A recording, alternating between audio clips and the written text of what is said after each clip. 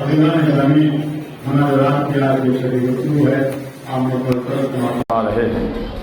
میں نے اسی آئے و فی ہدایہ کے ذیل میں کچھ باتیں عرض کی تھیں جو آپ کے ذہنوں میں ہوگی کہ اللہ نے شہزادی کونین کو حبیب کائنات کو عطا کیا تو مطالبہ نماز ہوا، یعنی انا اعطینا کل کوثر، میرے حبیب ہم نے آپ کو کوثر عطا کیا، یعنی ذات فاطمہ زہرا کو عطا کیا ہے۔ فصلی لربک وانحر، تو آپ کی ذمہ داری یہ ہے کہ آپ اللہ کی بارگاہ میں نمازیں پڑھیں اور اس کی بارگاہ میں قربانی پیش کریں۔ جبکہ حبیب کائنات کا عالم کیا تھا، کتنی نمازیں پڑھتے تھے، آپ خود بہتر جانتے ہیں کہ نبی کے پیروں میں ورم آ جاتا تھا، پیر سوج جاتے تھے، اتنی عبادت کی کہ اللہ کو کہنا پڑا میرے حبیب ذرا عبادتیں کم کرو۔ ہم سے کہتا ہے خلاق کائنات مسلح عبادت پہ آؤ، لیکن اپنے نبی سے کہتا ہے ذرا عبادتیں کم کرو۔ تو میں عرض کر رہا تھا آپ کی خدمت میں کہ اللہ نے زہرا کو حبیب کائنات کو عطا کیا تو ان سے مطالبہ نماز ہوا۔ تو اگر محبت زہرا اللہ آپ کو عطا کر رہا ہے تو آپ سے بھی بغیر نماز کے زہرا کا نور آپ تک آ ہی نہیں سکتا ہے، زہرا کی محبت آپ کو مل ہی نہیں سکتی ہے۔ صلوات دیجیے محمد والے محمد۔ تو عزیزان گرامی آپ ملاحظہ فرمائیں گے، غور کریں گے ذرا، یہ مجلسیں ابھی آپ ذکر امام حسین سن رہے تھے، بھائی ہمارے بایت کا تذکرہ کر رہے تھے کہ مثل اللہ یبایع مثلہ، میرے جیسا تو جیسے کی بایت نہیں کر سکتا ہے، اس لیے کہ یہ مجلس حسین ہے جس میں ہر طرح کا تذکرہ کیا جاتا ہے، یہاں ہر چیز کے فضائل بیان کیے جاتے ہیں، ہر چیز کو قاعدے کے ساتھ سمجھا دیا جاتا ہے، اس لیے کہ اسلام کے ہیرو کا نام حسین ہے۔ اسلام جس کی وجہ سے آگے بڑھا ہے اس ذات گرامی کا نام حسین ہے۔ تو عزیزان گرامی آپ یہ مجلس حسین جو ہے اس میں جو بھی کچھ ذکر ہوگا وہ بذریعہ حسین ہوگا۔ صلوات دیجیے محمد والا۔ آپ ملاحظہ کریں گے، سوچئے گا ذرا کہ آج ہمارے اوپر تھوڑا سا یہ الزام آتا ہے کہ شیعہ نماز سے تھوڑا سا دور ہے، جبکہ ایسا نہیں ہے۔ تعداد کے لحاظ سے اگر دیکھیں گے تو وہ اپنے اعتبار سے نماز پڑھتے ہیں، ہم اپنے اعتبار سے، لیکن نماز بہت کم ایسا ہے کہ جو لوگ چھوڑ دیتے ہیں، لیکن حسینی اور بے نمازی یہ ممکن نہیں ہے۔ توجہ چاہ رہا ہوں، اگر حسینی ہے تو نمازی ہوگا، اگر نمازی نہیں ہے تو پھر وہ حسینی ہو ہی نہیں سکتا ہے۔ ایک اور بابا دے بلند صلوات ہیں۔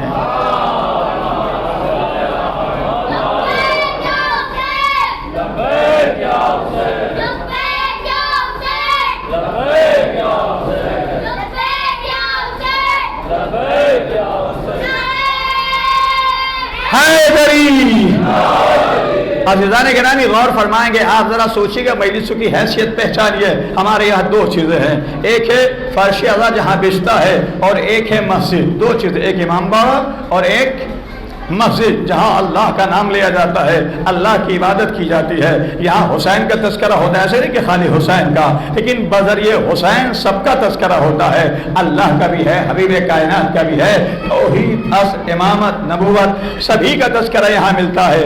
لیکن آج سوچئے، دو لفظ غور کیجئے گا ذرا، یہ ہے مکتب حسین، توجہ کریں گے، جہاں مجلس ہوتی ہے یہ ہے مکتب حسین۔ اور اگر اس سے پہلے 4 مصرے میں نے پڑھے تھے، اگر آپ کے ذہنوں میں ہوں کہ ہمیں نے گیسوئے تہذیب بھی سنوارے ہیں، فراز دار پہ بھی تذکرے ہمارے ہیں، ہمیں نے علم و ادب کو حیات بخشی ہے، یہ مجلس نہیں تعلیم کے ادارے ہیں، تعلیم کے ادارے، یہاں ہر طرح کی تعلیم دی جاتی ہے۔ تو ویسے ہی دو جملے ہم ملاحظہ فرمائیں گے، امام باڑے کو کیا کہتے ہیں جب فرش اعلیٰ حسین بچتا ہے، اس کو کیا کہتے ہیں، اور مسجد کو کیا کہتے ہیں۔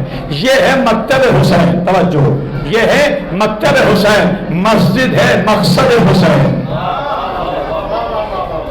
غور کریں گے آپ، یہ ہے مکتب حسین، وہ ہے مقصد حسین۔ مکتب میں کیا بنایا جاتا ہے، مکتب میں ہر چیز بچوں کو سکھائی جاتی ہے، یہاں دل بنائے جاتے ہیں، توجہ زیادہ پھیلاؤں میں نہیں، یہاں دل بنائے جاتے ہیں، مسجد میں سر جھکائے جاتے ہیں، مسجد میں سر جھکائے جاتے ہیں۔ مطلب کیا ہے، یعنی یہاں مال تیار کیا جاتا ہے، پیش وہاں کیا جاتا ہے۔ توجہ چاہ رہا ہوں، پیش وہاں کیا جاتا ہے۔ اب میں چھوٹی سی مثال آپ کے سامنے پیش کر رہا ہوں۔ یہاں بہت سے لوگ ایسے ہوں گے جو کمپنیوں میں کام کرتے ہیں۔ کمپنیوں میں کیا ہوتا ہے؟ مال تیار ہوتا ہے، کمپنیوں میں مال تیار ہوتا ہے، بازار میں وہی مال آ کے پھر بیچا جاتا ہے۔ اگر کمپنی میں مال تیار ہو رہا ہو اور بازار میں مال نظر نہ آ رہا ہو، توجہ کیجیے گا، کمپنی میں مال تیار ہو رہا ہو لیکن بازار میں مال نظر نہ آ رہا ہو تو آپ کیا سوچیں گے؟ ہم مال تو تیار کر رہے ہیں لیکن ہمارا مال جا کہاں رہا ہے؟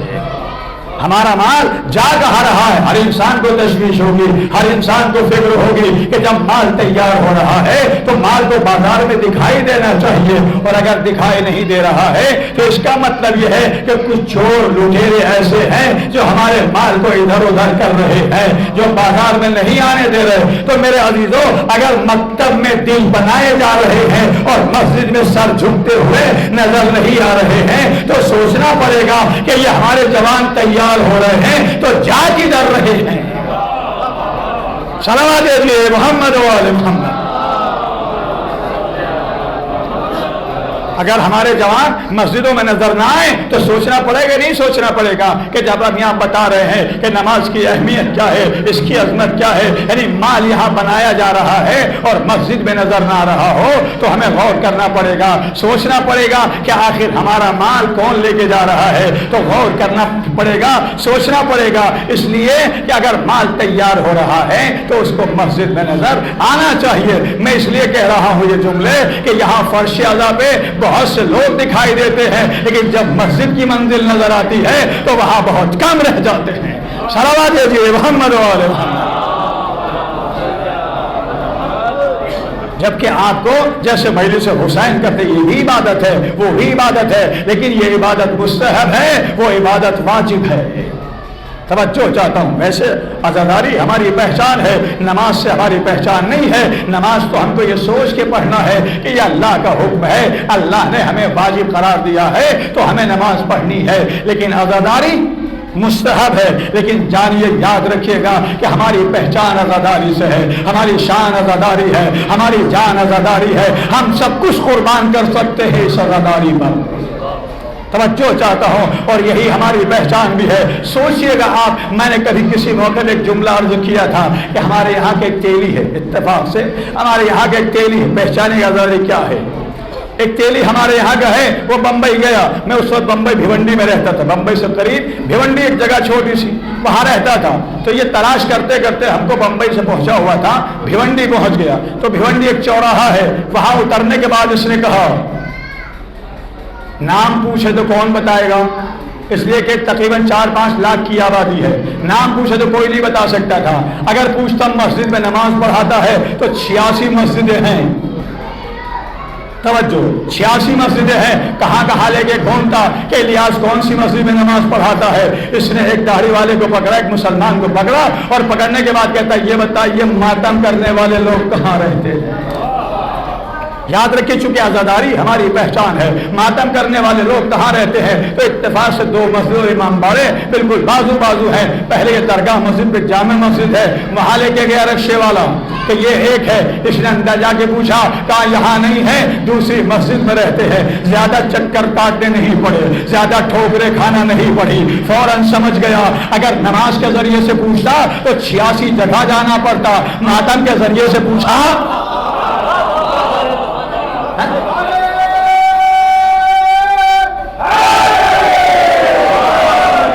ماتم کے ذریعے سے پوچھا تو دوسری ہی منزل میں ہم تک پہنچ گیا۔ ویسی ہم بھی ہیں، نمازوں کے ذریعے سے اگر ہم پہنچنا چاہیں، نمازیں واجب ہیں، ہر انسان کو پڑھنا چاہیے۔ حسینی ہے، میں نے اسی لیے عرض کیا، حسینی ہے تو نمازی ہونا چاہیے، اور نمازی ہے تو حسینی ہونا چاہیے۔ صلوات دیجیے محمد و آل محمد۔ اگر امام حسین سے تعلق نہیں رکھتا ہے تو اس کا نماز سے بھی کوئی تعلق نہیں ہے۔ اس لیے کہ بہت سے لوگ کہتے ہیں مولانا بتائیے نماز افضل ہے یا مجلس افضل ہے؟ بات ہوتی ہے کبھی کبھی کہ نماز افضل ہے یا مسجد افضل ہے، مجلس افضل ہے۔ تو ہم نے کہا نماز اپنی جگہ، مسجد اپنی جگہ، مجلس اپنی جگہ۔ نماز پر وقت پڑھی جاتی ہے، عزاداری ہر وقت کی جا سکتی ہے۔ اس کا کوئی ٹائم معین نہیں ہے. بتائیے مجلس کوئی معین ہے ٹائم؟ کوئی ٹائم معین نہیں ہے، لیکن وہاں ٹائم معین ہے. اس لیے نمازوں کا حکم یہ ہے کہ جب نماز کا وقت ہو جائے تو انسان کو چاہیے کہ اول وقت نماز پڑھے. توجہ چاہتا ہوں، انسان کو چاہیے کہ اول وقت نماز پڑھے. اس لیے کہ انسان اگر اول وقت نماز پڑھتا ہے تو چھٹے امام صادق علیہ السلام ارشاد فرماتے ہیں کہ جب انسان اول وقت نماز پڑھتا ہے تو یہ نماز نورانی شکل میں خلاق کائنات کی بارگاہ میں جاتی ہے. جانے کے بعد کہتی ہے معبود جیسے اس نے مجھے نورانی بنایا ہے. نمازی کے لیے دعا دیتی ہے پروردگار جیسے اس نے مجھے نورانی بنایا ہے تو بھی اس کے چہرے کو نورانی بنا دے. یہ اول وقت نماز پڑھنے والے کی فضیلت ہے. میں نے کہا مجلس ہر وقت ہو سکتی ہے، نماز بر وقت ہوتی ہے. لہذا مجلسوں کا وقت معین کیجئے. مجلس سے کس وقت ہونا ہے کس وقت نہیں. نماز سے ٹکراؤ نہیں ہونا چاہیے. ایک تو شیعوں کے اوپر الزام یہ ہے کہ نمازیں پڑھتے ہی نہیں ہیں اور نماز ہی کے ٹائم پہ آپ مجلس سے کر رہے ہوں تو بدرجہ اولا سوچیں گے کہ یہ عزاداری کو اہمیت دیتے، نماز کو اہمیت نہیں دیتے ہیں. صلوات دیجیے محمد و آل محمد. تو عزیزان گرامی ہم ملاحظہ کیجیے کہ سوچیے ذرا نمازی کیسا ہونا چاہیے. نماز ہر وقت ہو سکتی، مجلس ہر وقت ہو سکتی ہے لیکن نماز ہر وقت نہیں ہو سکتی. تو جو اول وقت انسان نماز پڑھتا ہے، چھٹے امام کا قول، اول وقت اگر نماز پڑھتا ہے تو یہ نماز اللہ کی بارگاہ میں جاتی ہے. جانے کے بعد کہتے ہیں معبود اس نے اول وقت پڑھ کے مجھے نورانی بنا دیا ہے، تو بھی اس کے چہرے کو نورانی بنا دے. توجہ، تو بھی اس کے چہرے کو نورانی بنا دے. لیکن یہی انسان اگر اول وقت نماز نہیں پڑھ رہا ہے، اول وقت اگر نماز نہیں پڑھ رہا ہے، تاخیر سے نماز پڑھ رہا ہے، وقت گزار رہا ہے، دوستوں کے ساتھ میں بیٹھا ہوا ہے، گپے لڑا رہا ہے، باتیں کر رہا ہے، جب آخر وقت نماز کا ہوتا ہے اس وقت اگر اللہ کی بارگاہ میں ہو جاتا ہے نماز پڑھنے کے لیے تو یہ نماز اللہ کی بارگاہ میں جب پہنچتی ہے لیکن کہتی ہے پروردگار جیسے اس نے مجھے سیاہ کیا ہے، یعنی چہرہ سیاہ چہرے کے ساتھ اللہ کی بارگاہ میں جاتی ہے تو یہ نماز اللہ سے کہتی ہے پروردگار جیسے اس نے مجھے سیاہ کیا ہے تو بھی اس کے چہرے کو سیاہ کر دے. اب آپ بتائیں خود نماز جس کے لیے بد دعا دے رہی ہو تو اس کی نماز کیا قبول ہونے والی ہوگی. صلوات بھیجیے محمد و آل محمد. اور اس کے لیے قرآن بھی کہتا ہے، تو توجہ، اس کے لیے قرآن بھی کہتا ہے اگر غفلت کے ساتھ انسان نماز پڑھ رہا ہے فوائل للمصلین الذین هم عن صلاتهم ساہون، جہنم ہے ان لوگوں کے لیے.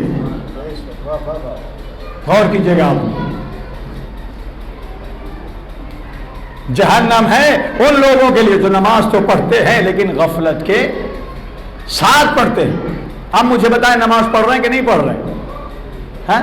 نماز تو پڑھ رہے ہیں نا، غفلت کے ساتھ پڑھ رہے ہیں. توجہ کیجئے گا جملے پہ، نماز پڑھ رہے ہیں لیکن غفلت کے ساتھ پڑھ رہے ہیں. تب بھی خلاق کائنات کہتا ہے فوائل للمصلین الذین هم عن صلاتهم ساہون، جہنم ان نمازیوں کے لیے جو نماز تو پڑھ رہے ہیں لیکن غفلت کے ساتھ پڑھ رہے ہیں. میرے عزیز جملہ کہنے کو دل چاہتا ہے کہ جو غفلت کے ساتھ نماز پڑھے جب وہ جہنمی ہے تو جو پڑھ ہی نہ رہا ہو، جو نماز پڑھ ہی نہ رہا ہو وہ کتنا بڑا جہنمی ہوگا. صلوات دیجیے محمد و آل محمد. اور عزیزان گرامی جب نماز پڑھیے، توجہ، جب نماز پڑھیے تو اطمینان کے ساتھ نماز ہونا چاہیے. آج سب سے زیادہ کس کے ماننے والے ہیں؟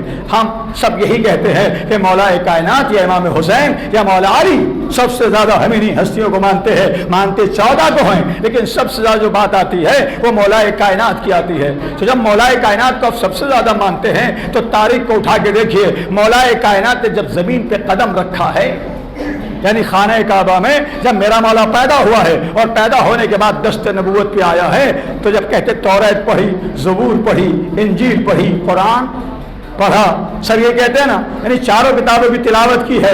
تو چاروں کتابیں جو تلاوت کی ہے اس پہ بھی مسلمان کہتا ہے کہ چاروں کتابیں اگر مولا نے پڑھی ہیں تو 3 کتابیں تو نازل ہو چکی تھی، قرآن تو ابھی نازل ہوا ہی نہیں تھا. تو قرآن نازل ہونے سے پہلے علی نے قرآن پڑھا کیسے؟ میں پلٹ کے سوال کرتا ہوں کہ قرآن نازل نہیں ہوا تھا، علی نے اگر پڑھا اس پہ اعتراض ہے کہ پڑھا کیسے؟ تو قرآن تو نازل ہوا ہی نہیں ہے تو نبی نے سنا کیسے؟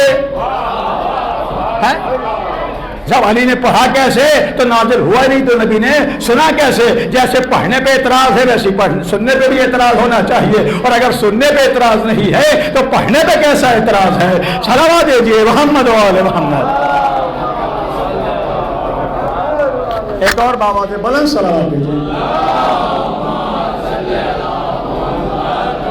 اور جب پڑھنے کے بعد ایک جملہ اور سن لیے، کس نے پڑھا؟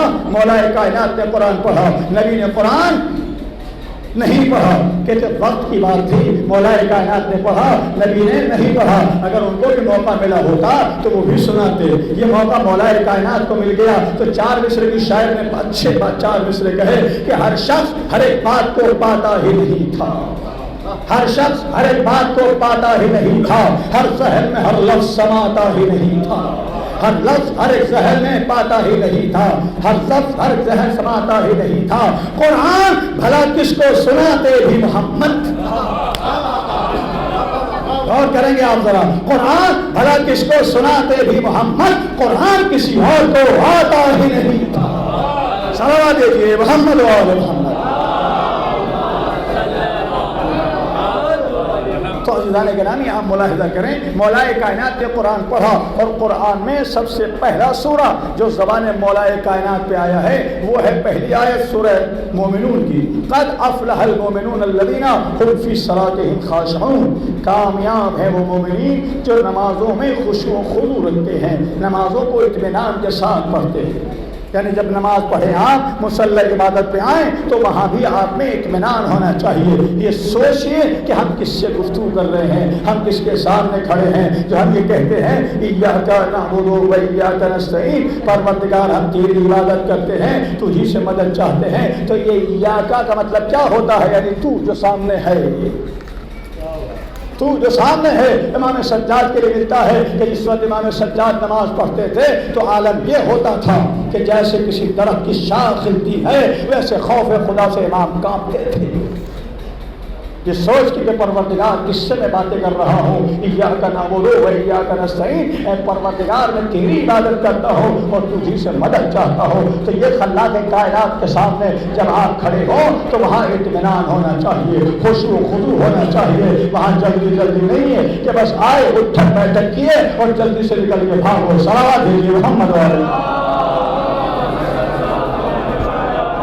قرآن کیا کہتا ہے؟ قد افلح المؤمنون الذین هم فی صلاتهم خاشعون۔ کامیاب ہے وہ مومنین جو نماز میں خشوع و خضوع رکھتے ہیں۔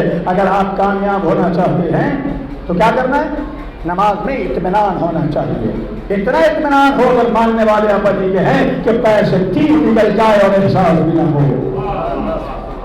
مولا کائنات کے بارے میں آپ جانتے ہیں کہ ہاتھ پیر سے تیر نکال لیا گیا تھا لیکن مولا کو احساس نہیں ہوا تھا، اور سب اگر ویسے ہاتھ لگاتے تھے تو تکلیف ہوتی تھی، لیکن اطمینان دیکھیے مولا کائنات کا۔ نبی کائنات نے فرمایا کہ جس وقت علی نماز پڑھ رہا ہو اس وقت پیر سے تیر نکال لینا، احساس نہیں ہوگا۔ پیر سے تیر نکال لیا گیا لیکن احساس نہیں ہوا، تو مطلب کیا ہے؟ یعنی مقصد یہ ہے کہ جب بھی آپ اللہ کی بارگاہ میں آئیں، صلوات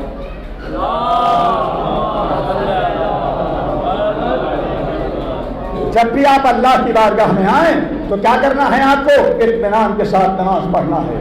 وہاں اطمینان ہونا چاہیے، یہ سوچ کے کہ ہم کس سے باتیں کر رہے ہیں، کس کی بارگاہ میں ہم سامنے کھڑے ہیں۔ تو اگر اطمینان ہے تو ٹھیک ہے، اطمینان نہیں ہے تو پھر ان نمازوں کو کوئی فائدہ نہیں ہے۔ ایک اور بابا میں بلند سوال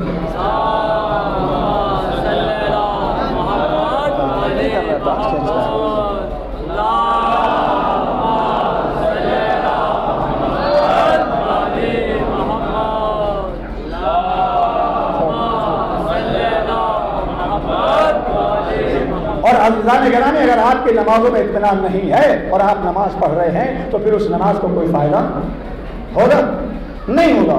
سنیے انشاءاللہ محسوس ہوں گے۔ حبیب کائنات ہے، مسجد نبوی ہے، تشریف فرما ہے، گفتگو ہو رہی ہے، صاحب سے صاحب بیٹھے ہوئے ہیں۔ ایک شخص آیا، آنے کے بعد اسے جلدی نماز پڑھنا شروع کر دی۔ جیسے وہ نماز پڑھ رہا تھا نبی کائنات نے دیکھا کہ یہ انسان نماز پڑھ رہا ہے، تو نبی کائنات نے اصحاب کو مخاطب کر کے ارشاد فرمایا کہ یہ شخص اگر اس وقت نماز پڑھتے ہوئے مسجد نبوی میں مر جائے تو دین اسلام پر نہیں مرے گا۔ آپ مجھے بتائیں کہ مسجد نبوی میں نماز پڑھ رہا ہے نہیں پڑھ رہا ہے؟ نبی سامنے موجود ہیں، وہ اطمینان کے ساتھ نماز پڑھنا چاہیے تھا، ویسے نماز نہیں پڑھ رہا بلکہ جلدی جلدی نماز پڑھ رہا تھا۔ تو نبی کائنات نے ارشاد فرمایا کہ مر جائے تو دین اسلام پہ نہیں مرے گا۔ تو بھیا جیسی جیسی تھی پڑھ تو رہا تھا۔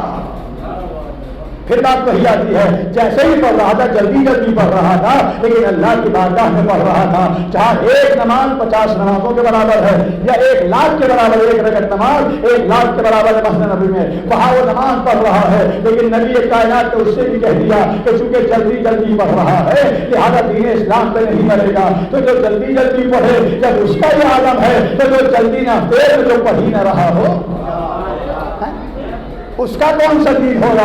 وہ کون سے مذہب پہ مرے گا؟ صلوات دیجیے محمد علیہ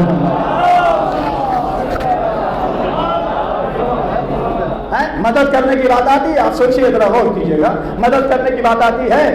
دیکھیے باتیں جب باتوں میں ہوتی ہیں تو بہت سی باتیں نکال آتی ہے۔ ایک بابا سے ذرا صلوات دیجیے۔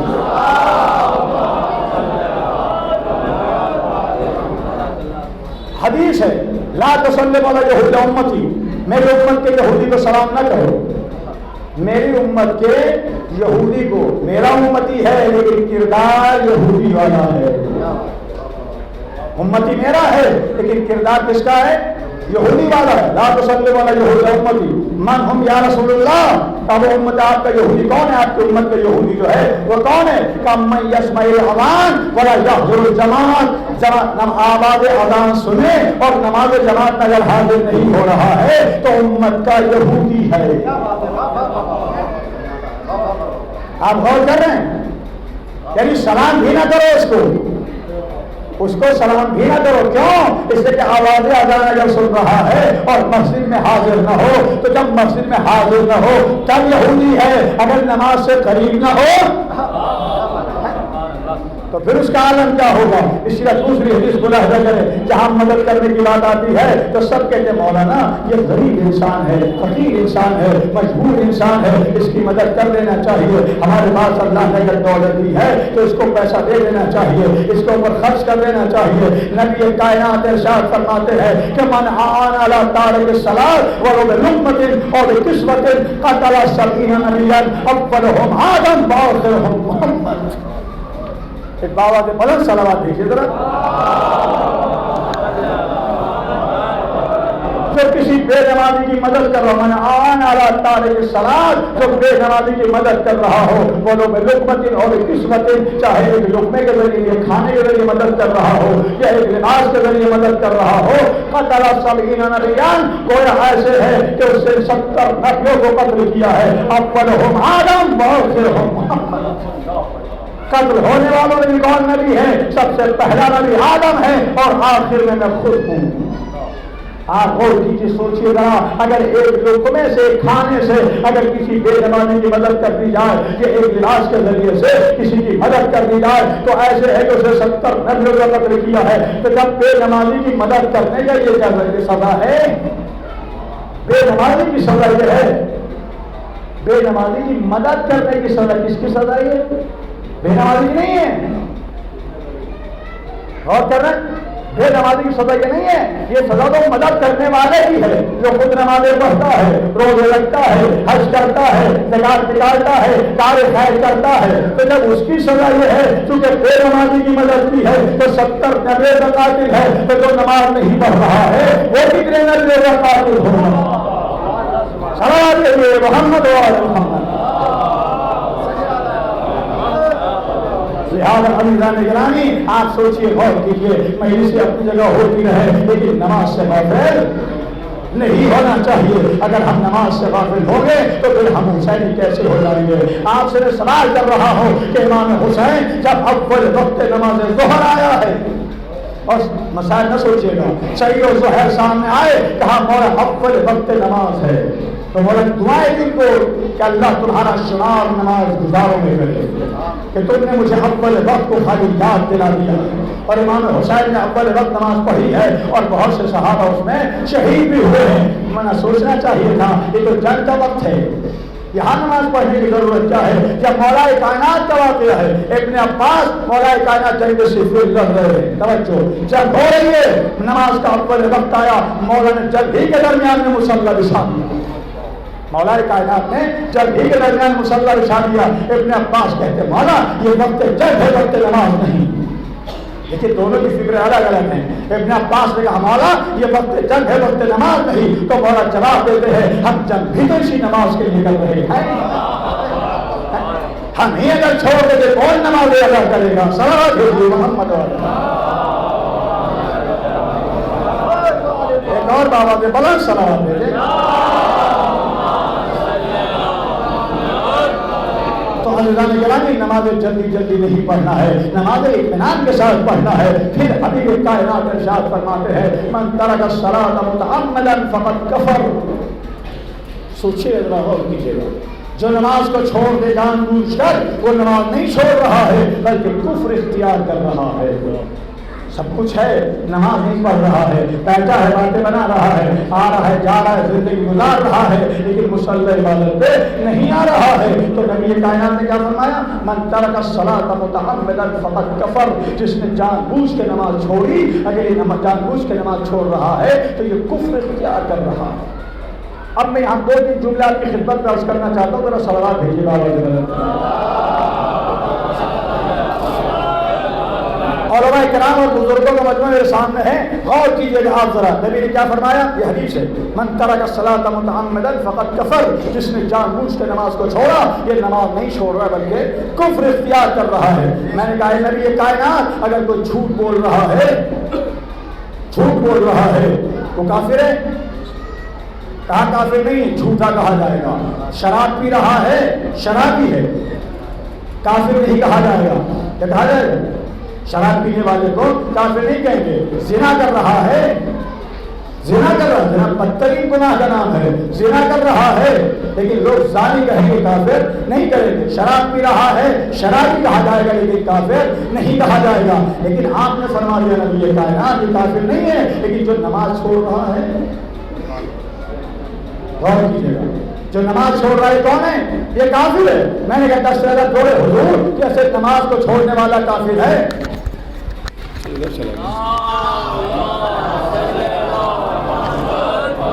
جیسے نماز کو چھوڑنے والا کافر ہے ویسے ہی زانی کو بھی کافر ہونا چاہیے تھا، جوا کھیلنے والے کو بھی کافر ہونا چاہیے تھا، جھوٹ بولنے والے کو بھی کافر ہونا چاہیے تھا، شراب پینے والے کو بھی کافر ہونا چاہیے تھا۔ بڑی مذمت کی گئی ہے، انشاءاللہ اگر موقع ملا تو کبھی اور توجہ چاہتا ہو، لیکن اللہ کے نبی نے ان کو کافر نہیں کہا۔ لیکن جو جماعت جان بوجھ کے نماز چھوڑ رہا ہے وہ کس منزل میں ہے؟ کفر کی منزل میں ہے۔ ہم نے پوچھا حبیب کائنات ایسا کیوں؟ کہا نادان جانتا نہیں، غور کیجیے گا، نادان جانتا نہیں ہے شراب میں ایک لذت ہے جو اس کو گناہ کی طرف کھینچتی ہے، زنا میں ایک لذت ہے جو اس کو گناہ کی طرف کھینچتی ہے، لیکن نماز نہ پڑھنے میں کون سی لذت ہے؟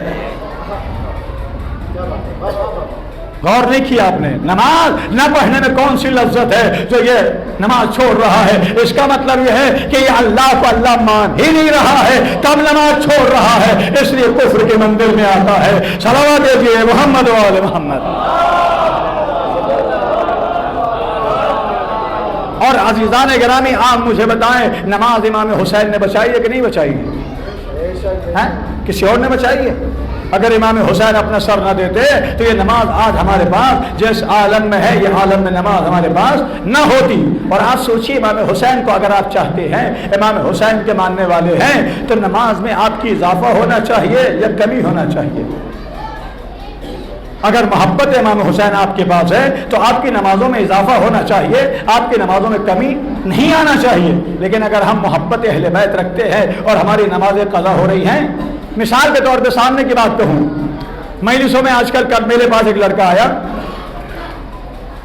اپنے یہاں، اتفاق سے مجلس ختم ہوتے ہوتے 1:30-2 بج جاتا ہے، وہ واقع نماز کا پابند ہے، میرے پاس آیا، کہنے لگا مولانا ذرا یہ بتائیے مجلس 1:30 بجے 2 بجے ختم ہو رہی ہے، سوتے سوتے 2:30 بج جاتا ہے، صبح کی نماز چھوٹ جاتی ہے۔ میں نے کہا الارم لگائیے یا مجھے نمبر دے دیجئے، میں آپ کو اٹھا دیا کروں گا۔ کہا مولانا مسئلہ یہ اٹھنے کا نہیں ہے، اٹھ تو سکتا ہوں لیکن نیند کا اتنا غلبہ رہتا ہے کہ آنکھ اگر کھل بھی جاتی ہے پھر بھی اٹھنے کو دل نہیں چاہتا ہے۔ ہم نے کہا دو چیزیں ہیں، توجہ کیجئے گا، دو چیزیں ہیں۔ اگر آنکھ کھلی اور جان بوجھ کے آپ نہیں اٹھے،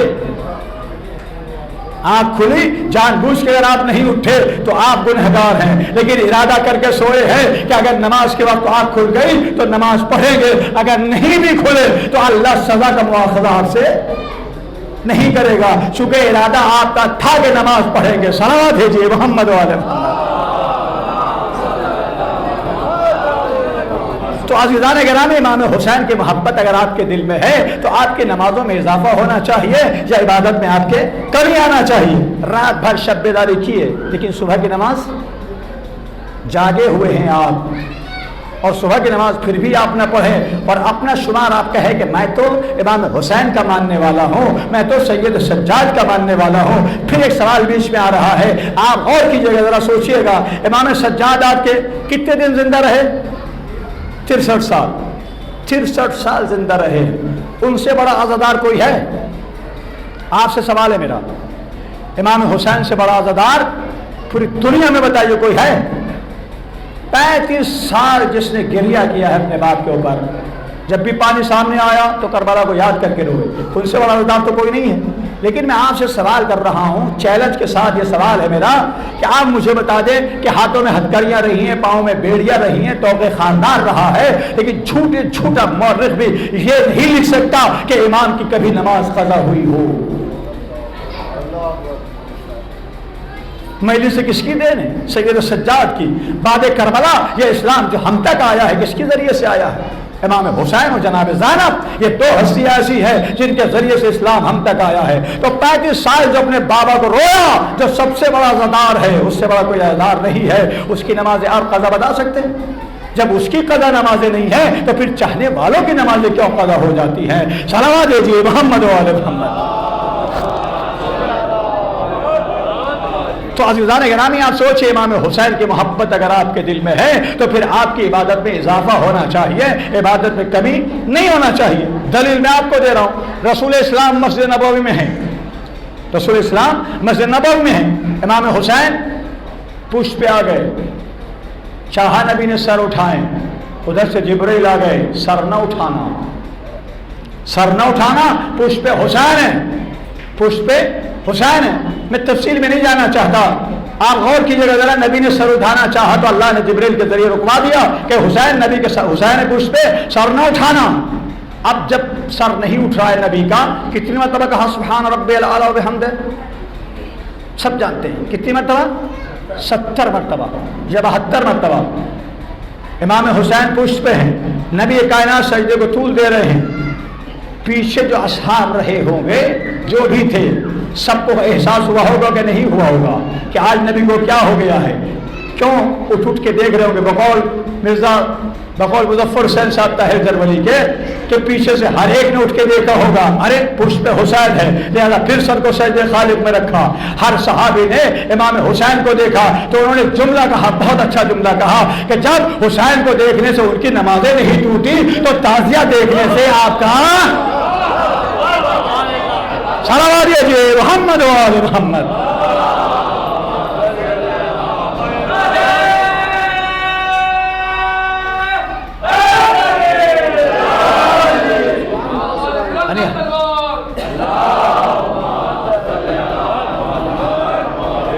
ہر ایک نے دیکھا، انہوں نے بیان کیا، ہر ایک نے دیکھا، اور جب دیکھتا ہوگا پشت پہ حسین ہے تو فوراً سر کو سجدے خالق میں رکھ دیتا تھا۔ کتنی مرتبہ حسین نبی نے کہا؟ 70 مرتبہ یا 72 مرتبہ سبحان ربی الاعلی و بحمدہ۔ میں نے کہا نبی اکرم کل تک آپ نمازیں پڑھتے تھے تو کتنی مرتبہ کہتے تھے؟ 3 مرتبہ سبحان ربی الاعلی و بحمدہ، 3 مرتبہ کہتے تھے۔ آج جب پشت پہ حسین آ گئے تو کتنی مرتبہ کہا؟ 70 مرتبہ۔ اب مجھے بتائیں، جب حسین پشت پہ آ گئے اور جبریل نے بتا دیا اے نبی خدا پشت پہ حسین ہے، سر نہ اٹھانا، تو اللہ کی محبت کے ساتھ ساتھ حسین کی محبت نماز کے عالم میں آئی کہ نہیں آئی؟ اللہ کی محبت کے ساتھ ساتھ حسین کی محبت نبی کے دل میں آئی کہ نہیں آئی؟ نماز کے عالم میں یوں تو محبت رکھتے ہی تھے، نماز کے عالم میں ذکر حسین بھی آیا، محبت حسین بھی آئی، اور جب محبت حسین آئی تو کتنی مرتبہ نبی نے کہا سبحان رب الاعلی وبحمدہ؟ تو آپ کہیں گے 70 مرتبہ۔ تو محبت حسین آنے سے عبادت میں اضافہ ہوا ہے یا عبادت میں کمی ہوئی ہے؟ اور کریں آپ، محبت میں آنے سے عبادت میں اضافہ ہوا یا عبادت میں کمی ہوئی ہے؟ تو آپ کہیں گے نہیں، محبت آنے سے نماز میں اضافہ ہوا ہے، عبادت میں کمی نہیں ہوئی ہے۔ تو اگر آپ نمازیں پڑھتے ہیں اور محبت حسین دل میں ہے تو عبادت میں اضافہ ہونا چاہیے، عبادت میں کمی نہیں آنا چاہیے۔ صلوات دیجیے محمد وعلی محمد۔ اور اسی لیے شاعر نے 4 مصرے بہت اچھے کہے، جب پشت پہ امام حسین بیٹھے ہوئے ہیں، نبی سجدے کے عالم میں ہے، تو شاعر نے 4 مصرے بہت اچھے کہے کہ اعزاز مصطفیٰ میں شریعت کھڑی رہی، اعزاز مصطفیٰ میں شریعت کھڑی رہی، دروازے بطول پہ رحمت کھڑی رہی، دروازے بطول پہ رحمت کھڑی رہی، اور دوش نبی پہ سجدے میں آ کر چڑھے حسین، بیٹھے رہے حسین، عبادت کھڑی رہی۔ صلوات دیجیے محمد وعلی محمد۔ تو عزیزان گرامی سوچئے، عبادت اس ذات گرامی کا نام ہے جس کے لیے عبادت اپنی جگہ پہ ٹھہر جاتی ہے۔ تو اگر محبت حسین آپ کے دل میں ہے تو عبادت میں اضافہ ہونا چاہیے، عبادت میں کمی نہیں ہونا چاہیے۔ ہم اگر یہ کہیں نہیں ہم تو حسین حسین، بہت سے لوگ ہمارے کہتے ہیں کہ حسین حسین کر لیتے ہیں، اسی سے ہماری نجات ہے، جنت میں ہم چلے جائیں گے۔ نہیں عزیزان گرامی، جائیں گے، لیکن اللہ عادل ہے، اللہ عادل ہے۔ ایسا نہیں ہے کہ کچھ نہ کر رہا ہو اس کو بھی اللہ وہی بھیج دے جہاں متقی جائے، نماز پڑھنے والا جائے، روزے رکھنے والا جائے۔ میں نے پرسوں گفتگو میں ایک جملہ اگر آپ کو یاد ہو، مولا کائنات کے لیے کہا تھا کہ مولا کائنات جب اپنے بھائی کے ساتھ غیر عدالت کام نہیں کر سکتے تو ماننے والوں کے ساتھ غیر عدالت کیسے کام کریں گے؟ ہمارا عمل اچھا ہونا چاہیے، ہمارے پاس عبادت ہونا چاہیے۔ نہیں لفظوں کو بدل کے کہو کہ جب حشر کا ہنگام ہو ہمیں ان کے پاس جانا ہے تو کم از کم ہمارے دامن میں بھی کچھ ہونا چاہیے، یا خالی آپ وہاں جا کے کھڑے ہو جائیں گے مولا ہم تو آپ کے چاہنے والے ہیں، مولا ہم تو آپ کے ماننے والے ہیں، اور مولا پلٹ کے پوچھ لے بتاؤ تمہارے پاس کیا ہے، کیا لے کے آئے ہو، اور ہم کہ مولا خالی دامن آ گئے ہیں، کہ جاؤ تم سے ہم سے کوئی واسطہ نہیں ہے۔ حسین کی بارگاہ میں پہنچے، مولا ہم تو آپ کی مجلس سے کرتے تھے، نماز کا وقت ہوتا تھا تو گھروں میں بیٹھ کے جا کے سو جاتے تھے،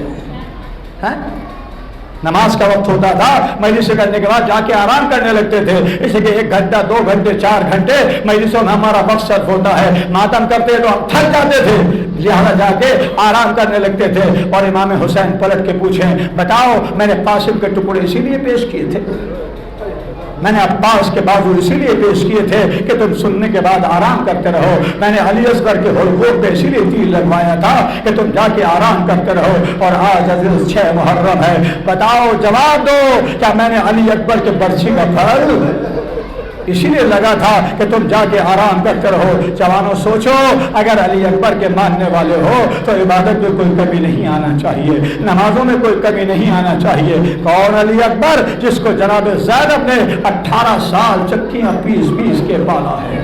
حسین وہ ہے جس کو جناب فاطمہ زہرا نے چکیاں پیس پیس کے پالا ہے، لیکن علی اکبر اس ذات گرامی کا نام ہے جس کو جناب زینب نے 18 سال چکیاں پیس پیس کے پالا ہے۔ امام حسین جب پریشان ہوتے تھے اور رنجیدہ ہوتے تھے، اپنے نانا کی یاد آتی تھی تو تصور میں سوچتے رہتے تھے ہائے میرا نانا دنیا سے چلا گیا ہے، کاش کہ اس کی کوئی شبیہ ہوتا جس کو میں دیکھ کے سکون حاصل کر لیتا۔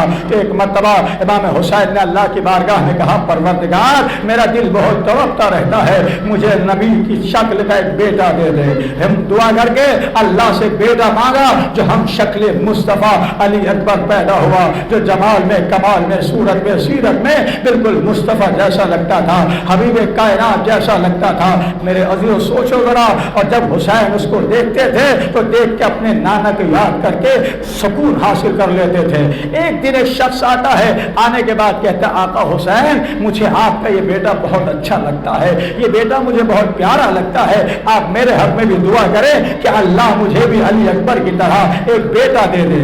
امام حسین نے پلٹ کے جملہ پوچھا کہ میں تیرے لیے دعا تو کر سکتا ہوں، لیکن یہ بتاؤ اگر تمہارا بیٹا جوان ہو، جوان ہونے کے بعد جب وہ کریل جوان ہو جائے، اس کے پیر میں تیر لگ جائے یا پیر میں کانٹا لگ جائے تو تمہیں کیسی تکلیف ہوگی؟ تو پلٹ کے کہتا مولا وہ تیر یا کانٹا اس کے پیر میں نہ لگے بلکہ میری آنکھوں میں لگ جائے۔ تو امام حسین نے کہا پھر ایسی تمنا نہ کر، اس لیے کہ میں نے جس کو 18 سال چکیاں پیس پیس کے زینب سے پلوایا ہے، یہی میرا حسین اب علی اکبر ہوگا، میدان کربلا ہوگا، اور تیر نیزے کے ذریعے سے علی اکبر کی پرچھی لگے گی، اور اس کے بعد علی اکبر دنیا سے رخصت ہوں گے۔ ہاں عزیزو، میں نے صبح عرض کیا تھا کہ علی اکبر کون ہے؟ 18 سال کا علی اکبر ہے۔ ایک ایک کو دیکھ رہے ہیں، امام حسین کے ساتھ ہر موقع پہ علی اکبر جاتے ہیں۔ تاریخ نے 2 جملے لکھے ہیں کہ سب سے پہلے امام حسین نے علی اکبر سے کہا تقدم یا بنیا، اے میرے لال آگے بڑھو۔ علی اکبر جیسی آگے بڑھے تو اصحاب سامنے آ گئے کہ آقا غلام کے ہوتے ہوئے شہزادہ پہلے نہیں جا سکتا ہے۔ سب نے روک دیا، ایک ایک اپنی قربانی پیش کرتا رہا۔ کبھی اولا محمد شہید ہوئے، کبھی قاسم شہید ہوئے، کبھی حبیب شہید ہوئے، اور آخر میں جب علی اکبر رہ جاتے ہیں تو ایک مرتبہ بابا کے پاس آتے، بابا مجھے بھی مرنے کی اجازت دے دو۔ کہا میرے لال تمہاری پھوپھی زینب نے 18 سال چکیاں پیس پیس کے پالا ہے، اس سے جا کے اجازت لے لو۔ جناب علی اکبر بابا سے رخصت ہو کے جناب زینب کے پاس آتے ہیں، ہاتھوں کو باندھ کے خاموشی کے ساتھ کھڑے ہو جاتے ہیں۔ جناب زینب کہتی ہے ماں جائے، اے میرے لال علی اکبر ذرا اتنا تو بتا دو، آج تک تم نے کوئی سوال کیا ہے تو میں نے اس کو رد نہیں کیا ہے، کوئی ایسا سوال نہ کر لینا جس کو زینب پورا نہ کر سکے۔ ایک مرتبہ جناب علی اکبر نے جملہ کہا، اماں پھوپھی اماں ایک چھوٹا سا سوال ہے، آپ مجھے بتائیں کہ حسین پیارا ہے یا علی اکبر پیارا ہے؟ آپ کو حسین پیارا ہے یا علی اکبر پیارا ہے؟ آپ میرے ساتھ کیوں ایسی باتیں کر رہے ہو؟ کہ حسین میں پریشانی کا عالم ہے، آپ مجھے حسین کے اوپر قربان کر دیں۔ پر جیسے یہ جملے سنے تو جناب زینب نے کہا میرے لال علی اکبر، ایک علی اکبر کیا 18 علی اکبر ہوتے تو میں اپنے حسین کے اوپر قربان کر دیتے۔ کہا جاؤ میرے لال خدا حافظ۔ اب جناب علی اکبر ہے، ایک ایک بیوی سے ملنا چاہ رہے، کبھی رباب کے پاس جاتے ہیں، کبھی ام لیلا کے پاس جاتے ہیں۔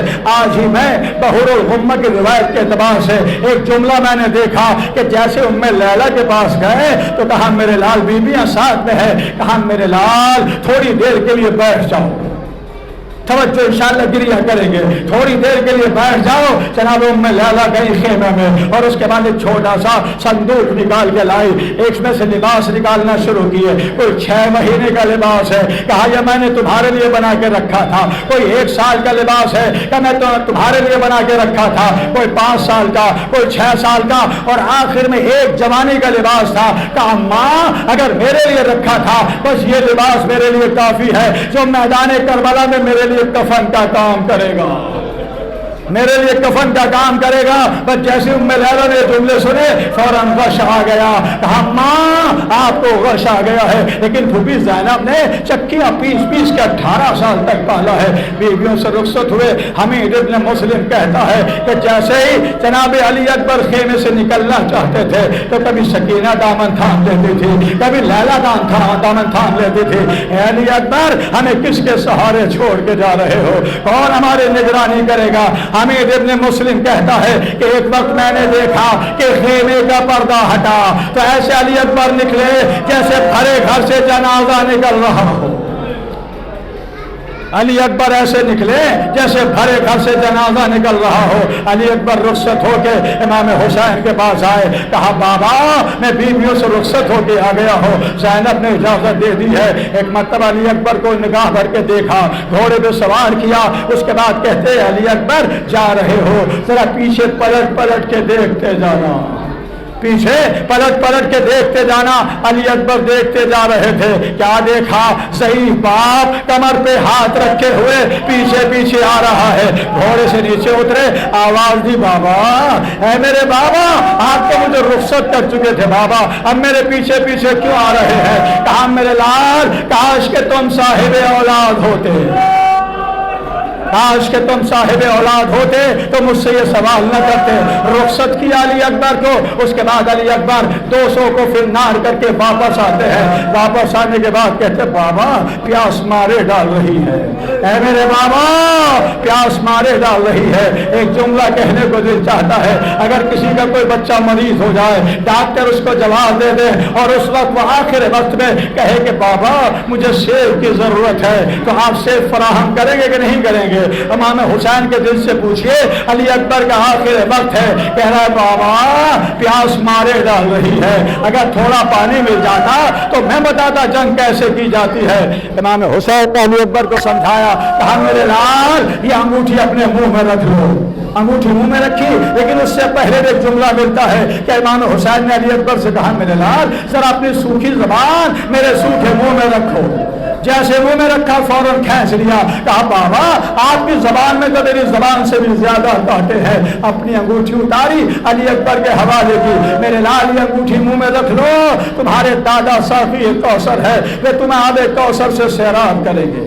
अली अकबर रुखसत होके मैदान करबला में आते हैं, हमले पे हमले शुरू करते हैं। हमीद इब्न मुस्लिम कहता है कि एक नेजा पर्ची का फल सीने अली अकबर में पैवस्त हुआ, जिससे जवान लाल घोड़े पे न संभल सका।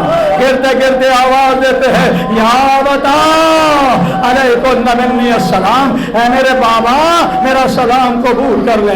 इमाम हुसैन एक जुमला कहते हैं या बुनैया दुनिया बाद कलफा, ऐ मेरे लाल दुनिया अंधेर हो गई है, कुछ दिखाई नहीं दे रहा है। तारीख ने लिखा कि अली अकबर की तरफ चल रहे थे, हुसैन जमीन पे गिर रहे थे। शायर ने 4 मिसरे कहे, कौन से कि जब यूसुफ हुसैन हुआ गुम सिपाह में, आलम सियाह हो गया शह की निगाह में, हिलता था दिल ये दर्द था फरियाद आह में, रोकर पुकारते थे वो मक्तल की राह में, बेटा पदर के काबू में इस दम जिगर नहीं, हम गिर पड़े हैं खाक पे तुमको खबर नहीं।